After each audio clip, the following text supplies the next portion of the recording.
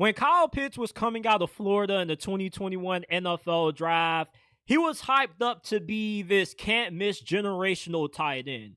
And normally, you're not supposed to draft a tight end high in the draft, especially in the top 5. But Kyle Pitts was different because he had a lot of versatility to where he not only was a tight end, but he could play slot receiver, outside receiver, because he was just a mismatch. He's 6'6", 245 pounds. He ran 4.4 at his pro day. I mean, this guy was an absolute freak show at the University of Florida. And his rookie season with the Falcons was really promising. 68 catches, over 1,000 yards, 15 yards per catch as well. And he was a Pro Bowler. But ever since his rookie season, his production has dropped. He consistently is always the biggest disappointment in fantasy football. Yeah, I brought into the Kyle Pitts fantasy football hype for about like 2 straight years in a row. And I've been incredibly disappointed at the end of every single year. And Arthur Smith, now the offensive coordinator of the Pittsburgh Steelers, I know Falcons fans want to forget about him. And, you know, he did a poor job of getting the most out of the star players that the Falcons had on offense. But he was on to something when he continued to give Jonnu Smith more reps than Kyle Pitts. You see, what has gone wrong for Kyle Pitts entering the 5th year of his career is that, for one, he was hyped up to be this athletic monster. There were some thoughts that if he moved from tight end and became a full-time wide receiver, he could have been like the second coming of Calvin Johnson. But in the NFL, I don't know if it's injuries or just with the bump up in athleticism, but he just doesn't look as dominant. He doesn't look like a man amongst boys like he did playing at Florida.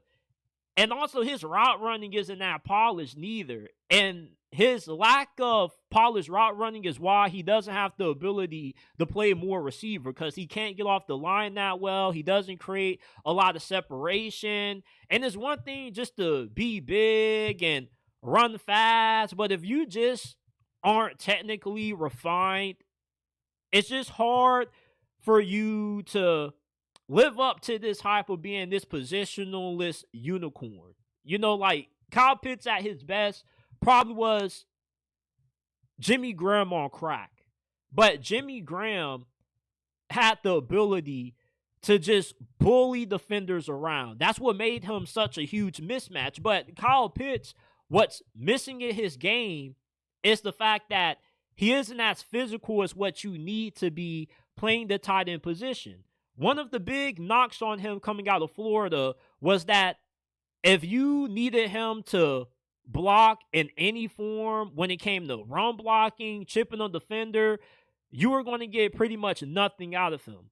And when you put him on the field, it's pretty obvious what you're going to do with him. You're going to throw the football. And having him on the field gives the defense an easy tell what's coming. Because if you're going to run the ball with Kyle Pitts on the field, you're definitely not running it to his side because he's a liability in run blocking. And there's questions about his effort. There's some people that even question his love for the game of football. Now, I don't like to question players' effort, but there are times when it feels like Kyle Pitts runs half-effort routes. Doesn't look like he's giving it his all. Sometimes he has concentration drops. Like, remember when Michael Penix made his debut against the New York Giants and he led them on the drive that could have been a touchdown, but it slipped through Kyle Pitts' fingers, or like he fumbled it or something like that? Like, Kyle Pitts, he's not terrible.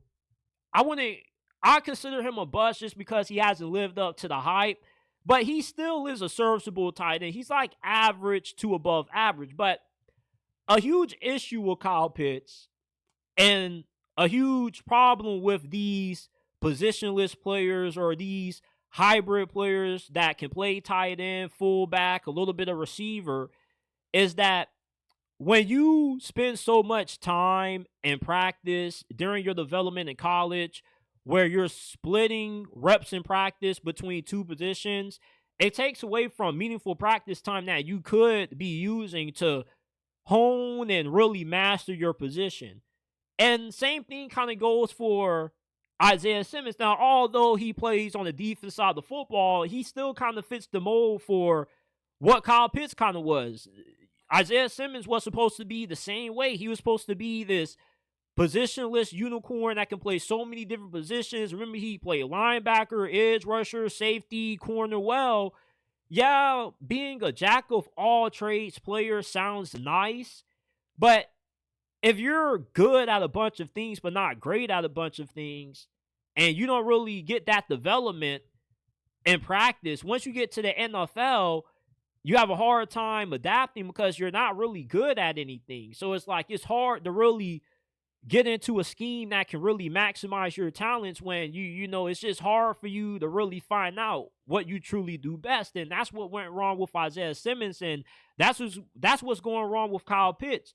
You have somebody that is an all-time tweener, because it's like he probably should play wide receiver since he isn't that good blocking for tight end standards. But at the same time, even though he runs 4.4, he no longer moves at that speed anymore when you watch him in game. So therefore, although he's a bigger receiver, he's going to get jammed on the line of scrimmage often, or you're going to see somebody who doesn't really create a lot of separation on their routes.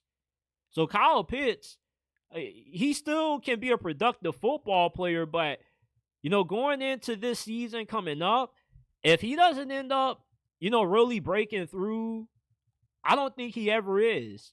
Sometimes you have tight ends that it takes a while for them to really get going. Tight end is probably the most difficult position in the NFL when it comes to making the transition from the collegiate game to the pro game, due to how much you have to know. You got to know pass protections, run blocking protections as well, or not run blocking protections, but you got to know what you got to do when it comes to your run blocking assignments. And then you got to know all of the different route trees, the different route combinations for you being a tight end. Plus, if you're going to end up playing a little bit of receiver as well. You know, Kyle Pitts, I don't think it's completely over for him yet. But as far as being, you know, this generational tight end prospect, you know, this season is going to tell us a lot coming up in 2025 about, you know, just if it's time to label him a bust. Because I'm not ready to label him a bust completely. Vernon Davis kind of had a similar career to what Kyle Pitts has had. He also had like the same prototype, you know, mismatch. You could kind of move him all around the offense as a versatile chess piece in a sense. But, you know, his career didn't get going until he got to, you know, probably like his latter stages. So for Kyle Pitts, you know, who knows? Maybe he's able to put it all together. Maybe they trade him away.